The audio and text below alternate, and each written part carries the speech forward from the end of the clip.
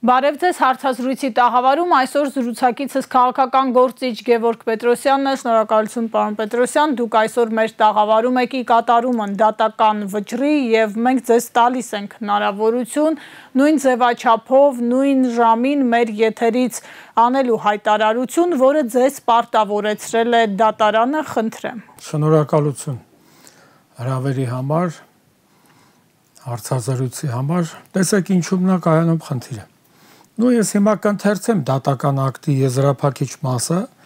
ինչը որ ես պարտավոր եմ անել, հարգելով դատարանի հեղինակությունը, ոչ թե այս որի, ընթերցում եմ դատական ակտը, բայց հետո կմեկնաբանեմ, թե դա որքանով է վերաբերելի ինձ։ Հենց առաջի բառերը ասեմ, դուք կհասկանաք, որ դա ինձ վերաբերելի չի։ Ես Հ ազգային ժողովի ԲՀԿ խմբակցության պատգամավոր Գևորգ Պետրոսյանս։ Ես հիմա այդ կարգավիճակում եմ։ Իհարկե ոչ։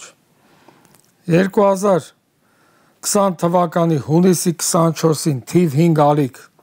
հեռուստաընկերության հարցազրույց հաղորդման ժամանակ տևածը 15 րոպե 35 վայրկյանից սկսած վիրավորական բնույթի արտահայտություն եւ խոսքեր եմ օգտագործել ուղղված Դանիել Հովհաննիսյանի, հեսա դրան կանդրադառնամ, հասցեին, որով վիրավորել եմ նրա պատիվն ու արժանապատվությունը։ Ուստի սույնով հրապարակային կարգով ներողություն եմ խնդրում Դանիել Հովհաննիսյանից։ Ուրեմն տեսեք, սա խայտառակություն է դատական համակարգի։ Նախ ես պարզապես հարգելով դատարանի հեղինակությունը ընթերցեցի։ Սա այն էր, ինչ դուք պարտավոր եք անել։ Հա, իրաց պարտավոր, բայց ես այս պահին ոչ պատգամավոր եմ, ոչ Բարգավաճ Հայաստան խմբակցության կուսակցության անդամ եմ, ոչ էլ այդպիսի խմբակցություն կա ազգային ժողովում։ Այդ նույն բանն է, ոնց որ հիմա դատի տան, ասենք Արնոլդ Շվարցնեգերին, կա, ասենք բանը, բացատրություն տա, թե ինքը խիչի լավ կռվե կամ չգիտեմ բացարձակապես կապ չունի։ Սա ինձ վերաբերելի ակտ չի։ Ես պարզապես նորից եմ ասում, լինելով իրավաբան, լինելով փաստաբան, հարգելով դատարանի դատական ակտի հեղինակությունը, ես եկել եմ եթեր։ Ես ոչ ազատազրկումից եմ վախենում, ոչ էլ որևէ բանից։ Բայց սա անգարագիտություն է։ Գոյություն չունեցող կարգավիճակում հիմա ինձ պարտավորեցնել կատարել այդ կարգավիճակից բխող գործողություններ։ Գիտեք, ինչու՞մն էր խնդիրը։ Ես ուզում եմ, որ մեր հանրությունը տեղյակ լինի։ Այ հիմա կուզենամ ինձ դատի տա, ես կգնամ դատական նիստի։ Միայն հիշեցնենք, որ խոսքը ձեր 5 տարի առաջվա 2020 թվական։ Ուրեմն ես իրավաբանությունից անգարագետ Դանիել Հովհաննիսյանը, որը իրավապաշտպան է։ Ինչ է ասում։ Ուզում է ձևանա իբր հետին թվով իրավապաշտ, օրինապաշտ։ Ասում է ես կաբինետիցս դուրս եկա, մոռացա դիմակ դնեմ, դա այն քովիդի տարիներն էր։ Գնացի ավտոմեքենայից մեջ դիմակը դրեցի ու գնացի ոստիկանություն, հայտարարություն տալ, որ ես դիմակ չեմ դրել, ինձ տուգանեք։ Դա նույն բանն է, ես պատկերավոր համեմատությունների սիրահար եմ, ոնց որ մեկին էթա մեկը բռնաբարի, էթա դատախազություն, հայտարարություն տասի, ես ինչին բռնաբարել եմ։ Սա իրավաբանությունից կիլոմետրերով հեռու է։ Հիմա եթե ինքը կուզենա, ես շատ կխնդրեմ, չնայած ինքը խնդրելու ենթակա չի, բայց ես կխնդրեմ գա մի հատ իր ուզած հեռուստատաղավարում մի հատ իրար հետ խոսանք, ես ցույց տամ, որ ինքը իրավաբանության հետ այնքան կապ ունի, ինչքան ես գինեկոլոգիայի հետ։ Բացարձակապես չի տիրապ, նա իրավաբան չի, իրավաբանական կրթություն չունի։ Ես ընդհանրապես ասել եմ, որ ինքը իրավաբանորեն անգարագետ է։ Դատարանը դա համարել է վիրավորանք, դա վիրավորանք չի։ Դա մասնագիտական գնահատական է։ Եվ ի վերջո Սահմանադրության 42-րդ հոդվածի համաձայն ես ունեմ իմ կարծիքը ազատորեն արտահայտելու իրավունք։ Ես իմ կարծիքն եմ հայտնել, որ ինքը իրավաբանությունից անգարագետ է։ Հիմա եթե լսի Դանիել Հովհաննիսյան, եթե դու իմ ասածը վիճարկում ես, այ հիմա խնդրում եմ ինձ դատի տաս եւ գաս իմ հետ քո ուզած հեռուստատաղավար Ես ապացուցեմ, որ դու իրավաբանությունից անգրագետ ես։ Ես պնդում եմ իմ ասածը։ Պարզապես ես ի կատարում եմ դատական ակտի հարգելով դատարանի հեղինակությունը ես ընթերցեցի դա։ Դուք կատարեցիք այն ինչ պիտի կատարեիք մեր մենք ձեզ տվեցինք այդ հնարավորությունը։ Հիմա պարոն Պետրոսյան, մեր տաղավարում եք շարունակենք զրուցել եւ անցնենք այն հարցերին, որոնք այսօր մտահոգում են մեր հասարակությանը, անվտանգային խնդիրներն են դրանք, այն ամենն է, ինչ կատարվում է այսօր խաղաղություն անվան տակ։ Ուրեմն տեսեք, հարգելիս, խաղաղություն լինում է միայն պատերազմում հաղթելու արդյունքում։ Որ ասում են խաղաղության պայմանագիր։ Նախ այդպիսի պայմանագիր չկա։ Կա ընդամենը համաձայնագրի նախաստորագրում։ Ընդ որում, էս էլ է օրենքի խախտում։ Ինչու՞։ Որովհետև միջազգային պայմանագրերի մասին մենք օրենք ունենք, որի համաձայն դրանք տարանջատվում են համաձայնագրի փոխհամաձայնեցումը պայմանագրի ստորագրումից։ Սրանք սա ժողովրդի աչքի ներևալու համար ներկայացնում են որպես պայմանագիր, չկա այդպիսի բան, հարգելիս։ Հիմա ընդամենը համաձայնեցում համաձայնագրի նախաստորագրում, բայց նախաստորագրումն էլ այդ միջազգային պայմանագրերի մասին օրենքի համաձայն ոչ թե պայմանագրի նախաստորագրում է լինում, այլ լինում է համաձայնեցում, փոխհամաձայնեցում։ Այնտեղ 7-րդ կետն է, որ հիմա չեմ ուզում ասել շատ հոդվածներով բանանում, չկա նման բան եւ ի վերջո չի էլ լինելու խաղաղություն։ Գիտեք ինչու։ Բազմաթիվ առիթներով ասել եմ հանրային հարթակներում պայմանագիրը ես որպես իրավաբան եմ այս պնդումն անում, դա լինում է լրիվ կամ գոնե հարաբերականորեն հավասար սուբյեկտների միջև։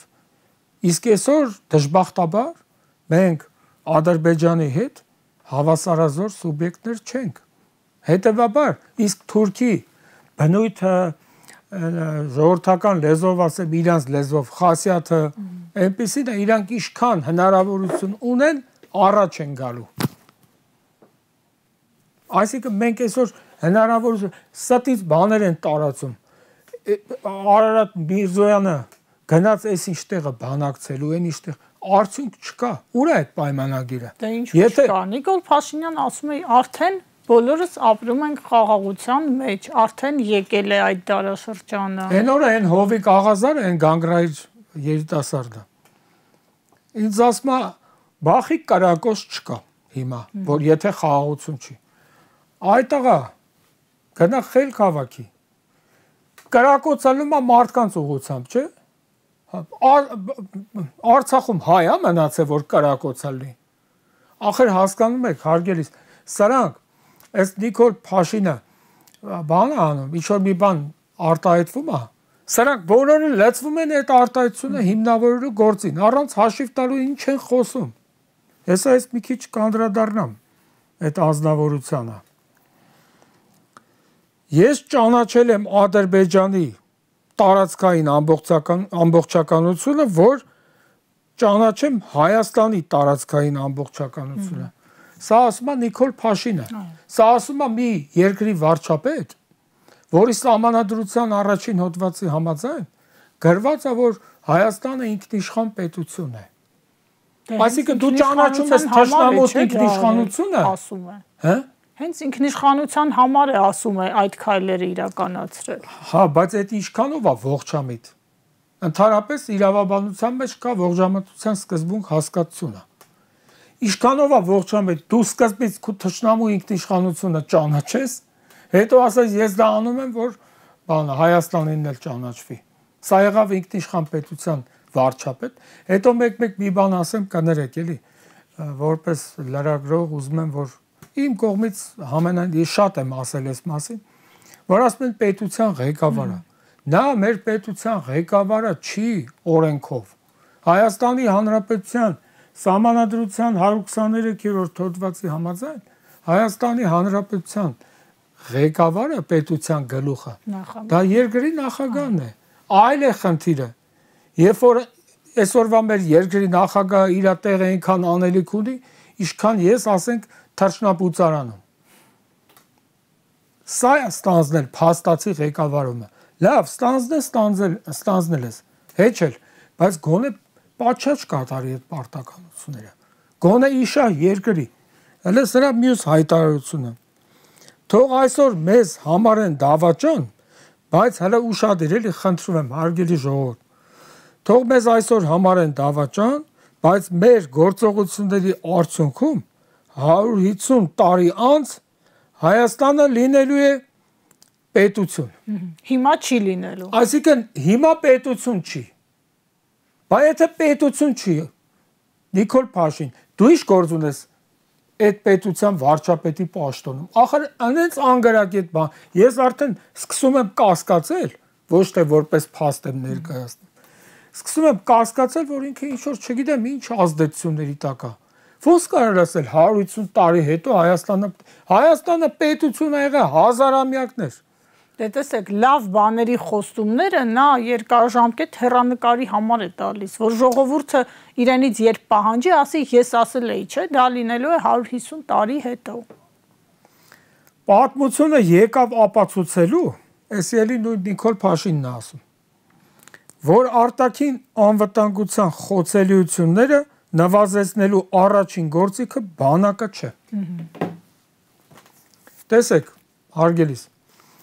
մեր պետությունը հիմնված է 3 հենասյուների վրա։ Ընտանիք, բանակ եւ եկեղեցի։ Հիմա ընտանիքն ու բանակը կործանել են սրանք։ Անցել են հայ առաքելական Սուրբ եկեղեցու դեմ։ Չիմանալով, որտեվ իրանք օրենք չեն կարդում, որ Հայաստանի Հանրապետության Սահմանադրության 18-րդ հոդվածի համաձայն Հայաստանի Հանրապետությունը ճանաչում է հայ առաքելական եկեղեցու բացառիկ առաքելությունը հայապահպանման գործում։ Հիմա այս վերջի սյունն են ուզում գնդակարեն, որպեսզի ամբողջությամբ կորցնենք այս երկիրը։ Այս ասարանց ուզածը։ Սա է Նիկոլ Փաշինը։ Իսկ այնօր գանգրահերը ինձ ասում է ես ասում Նիկոլ Փաշին։ Այդ տղա Հովիկ Աղազար, լսի է։ Ես ասեցի, դու էլ ինձ կարաս ասես Գևորգ Պետրոս, ասենք Պետրոսյան չէ։ Երկուսն է սրբի անունա։ Բաքումն ինչ է Աղազար։ Թուրքի եսի ինչ անունա։ Աղազար։ Պարոն Պետրոսյան, եկեք շարունակենք ըստ էության խոսել եւ թողնենք։ Ըստ էության ենք խոսում։ Ես անձնական վիրավորանք չեմ հասցնում։ Հա, հիմա դու ո՞նց ես հիմնավորում քո ասածը։ Պարոն Նիկոլ Փաշին։ Այսինքն մենք գործիքը բանակը չէ։ Ուզում են վերջնականապես բանակն էլ խորտակեն եւ բրցանք մենք։ Ոնց կարելի է այդպես բան ասել։ Դու երկրի վարչապետ ես։ Արտակարգ իրավիճակների դեպքում Սահմանադրության համաձայն դառնում ես նաեւ գերագույն հրամանատար։ Բայց գերագույն հրամանատարի պոտենցիալ տեխնացուն ոնց կարա նման բան ասի։ Տեսեք, իրենք ասում են բանակցենք, հաշտվենք, բարեկամանանք, ել ինչի է պետք բանակը։ Ցավոք մենք հետո հասկացանք, որ եթե քո անվտանգության ապահովման թիվ 1, մի քիչ լավ չեմ տեսնում մոտիկից, թիվ 1 տարածքը, չէ, գործիքը բանակն է, դա նշանակում է, որ չունես անվտանգություն։ Ասենք էս ի՞նչ է նշանակում, էլի։ Ես խնդրում եմ բոլոր գրականագետներին, լեզվաբաններին մի հատ էս արտահայտությունը վերլուծել։ Ինչ է սա նշանակում։ Դե եթե դատենք, պարոն Պետրոսյան, Բաքվից հնչած պահանջներին, Հայաստանը բանակ չպիտի ունենա ու Նիկոլ Փաշինյանը հետևողականորեն գնում է դրան։ Դե այս պայմաններում, հարգելիս, ինչ խոսք կարա լինի խաղաղության պայմանագրի մասին։ Ես քիչ առաջ ասացի, որ պայմանագիրը դա լրիվ կամ հարաբերականորեն հավասար սուբյեկտների միջև կնքվող գործարք է, բայց մենք այս պայմաններում հավասարություն ունենք։ Ինչ ուզում, այդ որ ասում են տարածքների բան, տարանջատում, ես հիմա ես հարց եմ տալիս, Հայաստանը Ադրբեջանից ինչ տարածքա վերցրել, այդ որ ասում են անկլավներ են, SNN են, մենք մենակ տալիս ենք, այսինքն ինքը տվող է մենակ, ինքը վերցնող չի, սրանց պետք է դատողություն անել, թե որքանով է խելամիտ, ողջամիտ, ակնկալիք ունենալ պայմանագիր, մենք չենք ունենալու, ես մտավախություն ունեմ, որ մտավախություն ասա, որ նոր հարձակումներ են սպասվում, նոր զոհեր, եւ պետական ապարատը մեղտարված է անորակ կադրերով։ Ազգային ժողովի ես դրանց падգամավոր չեմ անվանում, դրանք մանդատակիր են։ Կանգնում այդ հովի կաղազարը ինչա։ Ասում է ես Հիսուսին հավատացի Նիկոլ Փաշինյանին ճանաչելուց հետո հիմա ելելա դարելա Նիկոլին դիմադիր ես դրա համար այն որ իրան հարցրեցի ասի հիմա դուք Հիսուսին հավատում եք ինքը հասկացա որ խայտարակալում եթերում իրան խայտարակ արեց վերջում էլ պարզապես տարիքը հարգելով չվնասազերծեցի բայց հաստատ պետք էր փոշմանել եմ որ չեմ Բռնության կոչեր մեր եթերից եկեք չանենք պարոն Պետրոսյան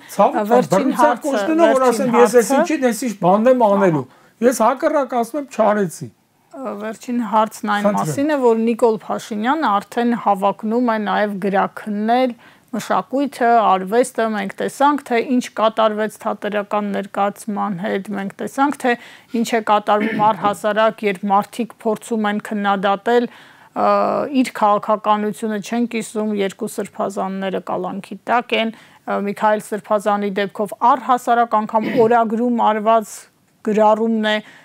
համարվում անթույլատրելի, այսինքն մարդու մտքերի արտահայտումը։ Այսպես ուր են հասնելու, այսպես կարող է, չի բացառում։ Թոտանեն, ես պրոբլեմ չունեմ, բայց խուլիգանությունը, պետական խուժանությունը հասել է գագաթնակետին։ Հələ նայեք ինչ ասում այդ Նիկոլ Փաշինը։ Խաղաղության օրակարգը ժողովրդի կողմից հանձնարարված քաղաքականություն է։ Ինքը իրավաբանությունից որ կատարյալ անգրագետ է, ժողովրդի կողմից հանձնարարվում է հանրաքվեով։ Ուր է նման հանրաքվե։ Մենք ունենք, չունենք։ Այդ ով է քեզ թույլ տվել, որ դու ժողովրդի անունից sense անպատասխանատու հայտարարություններ անես։ Դե Ալիևի հրահանգով շուտով լինելու է Ալիևի հրահանգը Ալիևի օգնական աշխատիկ կամ մամուլի քարտուղար ինչ անում ստե։ Մի ոլորտ ասեք, ես բազմաթիվ անգամներ ասել եմ Հայաստանի Հանրապետության Սահմանադրության առաջին հոդվածը մեր երկրի այսպես ասած հաշվապահությունն է։ Սահմանադրության առաջին հոդվածի համաձայն Հայաստանը սոցիալական, ժողովրդավարական, ինքնիշխան եւ իրավական պետություն է, որ ոլորտում մենք առաջընթաց ունենք իր իշխանության տարիներին։ Ոչ մի արտագաղթը մեծանում է սոցիալական ապահովության խնդիրները բազմապատկվում են ինքնիշխանություն չունենք որովհետև տարածքներ են զեջը այլ չասած մեր հզոր Արցախի կորուստը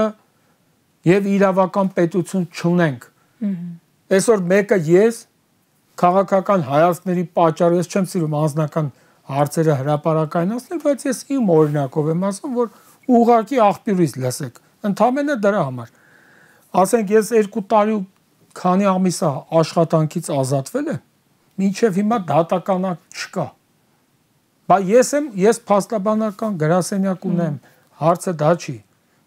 բայց ես էի ու չունեի փաստաբան չէի դասախոս էի պետական համալսարանի իրավագիտության ֆակուլտետում ես ոնց էի ապրելու իմ ընտանիքը ես ոնց եմ պահելու երբ որ 2 տարի քանի ամիս է դատականակ չկա դեռ հասկանում եք ոչ մի ոլորտում մենք այդ 4 բնակավարներում սոցիալական ապահովության, ժողովրդավարության, ինքնիշխանության եւ իրավական պետության առումը ոչ մի առաջընթաց չունենք։ Հակառակ, լրիվ գնում է հակառակը։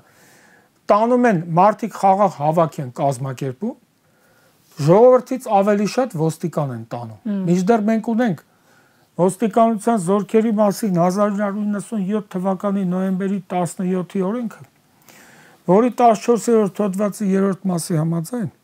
ասում է որ ոստիկանությունը արգելված է միջամտել խաղաղ հավաքներին։ Ինչ է կնդե անում։ Իրենք այնտեղ են անվտանգությունը ապահովելու համար։ Ըստ օրենքի։ Դրա համար էլ ինքը ասում էր որ Նիկոլը ասում էր որ բանը ոչինչ թող բարձրագույն կրթություն չունենան այս պարեկները։ Այդ գիտեք խեր ասում։ Էլի եմ ասել, կրկնում եմ։ Ոչինչ մեկ բաներ կա որ մի քանի անգամ ասես էլի։ Որովհետև անգրագետ մարդը սրբապղծությանը մոտ է կանգնած։ Նրան պետք է ասել գնաս արան բռի։ Էլ ինքը իրան հաշիվ չի տալի ում ասես գնա հորդ բռնի, կեթա հորը կբռնի։ Այս է անգրագիտության խրախուսում, բայց դրանց ամբողջ ներդրման իմաստը իր հետնամասերը պահպանելն է։ Պարոն Պետրոսյան, մեծ հատկացված եթերաժամը սպառվեց, շնորհակալություն կարծիքի համար, հարցազրույցին սպասեք վաղը։